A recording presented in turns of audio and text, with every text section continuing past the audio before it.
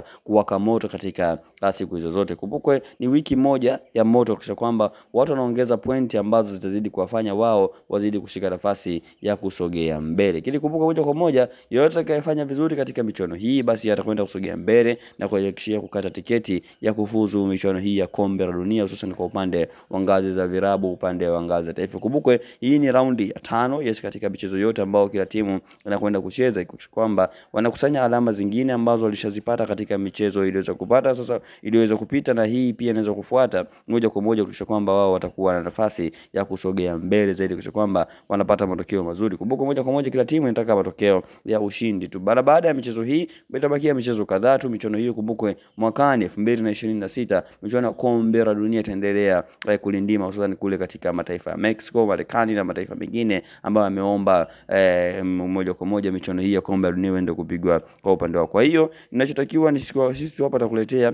taarifa zote ambazo zinahusu hususan michezo hii ya World Cup qualification kwa upande wa CAF group stage, ambapo